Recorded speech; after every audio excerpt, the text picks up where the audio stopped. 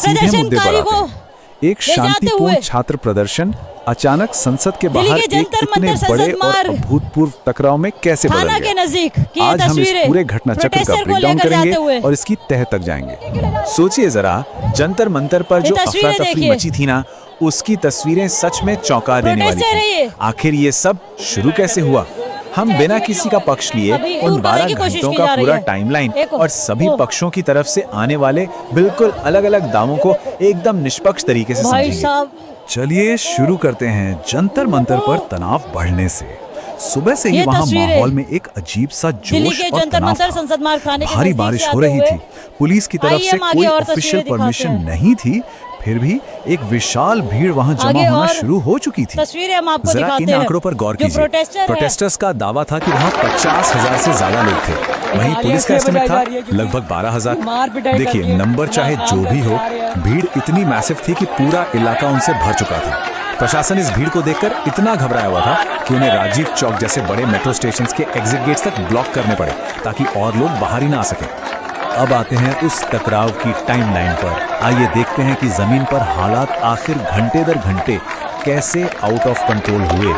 सुबह 5 बजे माहौल में पहली हलचल और संदेह पैदा होता है। एक संदिग्ध ट्रक वहां आता है जिसमें पत्थर भरे होने की खबर आती है और उसी दौरान वहां से मेटल डिटेक्टर्स हटा दिए जाते हैं। सुबह 9 बजे तक भीड़ को आगे बढ़ने से रोकने के लिए पुलिस 10-10 फुट के बैरिकेड्स पर वेल्डिंग करवा देती है। लेकिन ठीक 1 घंटे बाद यानी सुबह 10 बजे उमड़ती हुई भीड़ इन सभी बैरिकेड्स को तोड़कर आगे निकल जाती है। एकदम किसी एक्शन मूवी के सीन जैसा हाल था। दोपहर होते होते ये तनाव अपनी चरम सीमा पर पहुंच गया।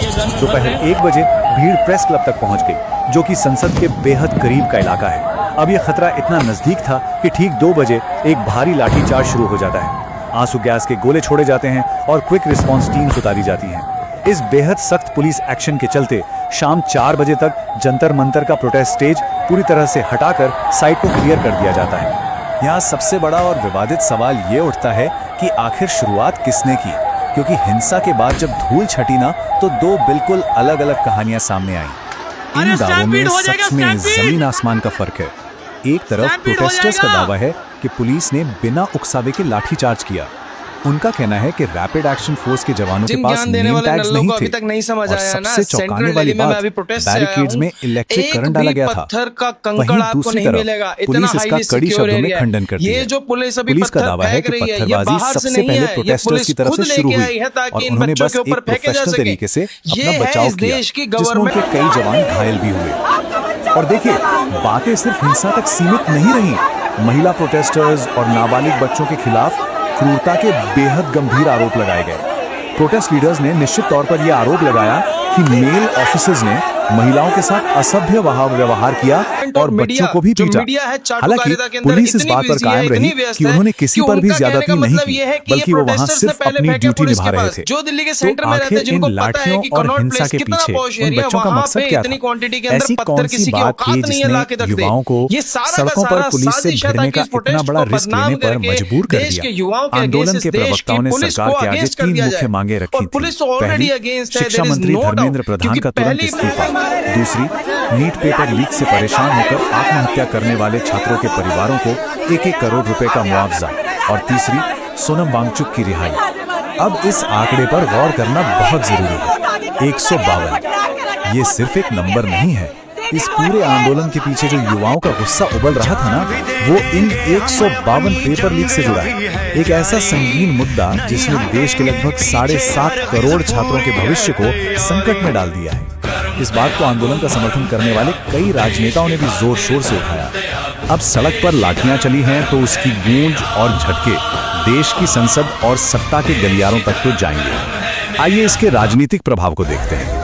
विपक्ष ने इस पुलिस कार्रवाई की कड़ी आलोचना की। राहुल गांधी ने सरकार पर सीधा हमला करते हुए एक तीखा बयान दिया कि प्रधानमंत्री मोदी भारत के इतिहास के सबसे युवा विरोधी प्रधानमंत्री हैं। ये पॉलिटिकल पॉइंट ऑफ व्यू से एक बहुत बड़ा प्रहार था। इस पूरे घटनाचक्र ने देश के राजनीतिक माहौल को बुरी तरह हिला दिया। जब विपक्ष के नेताओं ने, खास तौर पर मल्लिकार्जुन खड़गे ने इस मुद्दे को मजबूती से उठाया, तो हालात ऐसे बन गए कि संसद की कार्यवाही को एडजर्न यानी स्थगित ही करना पड़ गया। यहाँ एक बेहद अजीब और विरोधाभासी स्थिति सामने आई।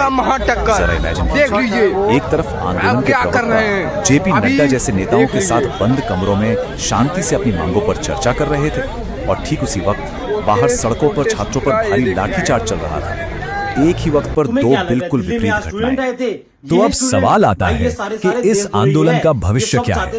इतनी बड़ी पुलिस कार्रवाई और क्रैकडाउन के बाद आगे क्या होने वाला है? प्रोटेस्ट लीडर अभिजीत दिप्के का एक बयान यहाँ बहुत कुछ साफ कर देता है। उन्होंने बताया कि उनका मकसद हिंसा नहीं था और उन्होंने अपने मार्च को इसलिए रोक दिया ताकि वो छात्रों को घायल होने से बचा सकें। युवाओं की जान उनके लिए किसी भी चीज से पहले थी। और यहाँ एक और नंबर बहुत क्रूशियल है, 23। ये कोई रैंडम दिन नहीं था।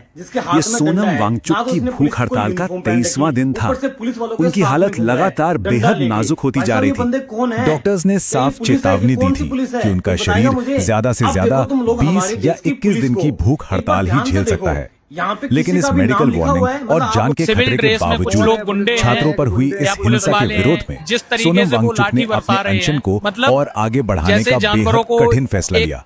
निष्कर्ष की तरफ आते हैं, एक टूटा हुआ भरोसा। इन 12 घंटों में जो कुछ भी हुआ उसने एक पूरी जनरेशन को जगा तो दिया, लेकिन साथ ही पुलिस और सिस्टम के प्रति उनके भरोसे को एक बेहद गहरी चोट भी पहुंचाई है। तो हम यहाँ आपके लिए एक बड़ा सवाल छोड़कर जाते हैं। क्या इस हिंसक टकराव के घाव सच में आने वाले समय में युवा नागरिकों और देश के संस्थागत प्रशासन के बीच के भरोसे को हमेशा के लिए बदल देंगे? ये एक ऐसा सवाल है जिस पर सोचना बहुत जरूरी है। इस विश्लेषण में हमारे साथ जुड़ने के लिए आपका बहुत बहुत शुक्रिया। उनके बच्चे पढ़ते नहीं हैं।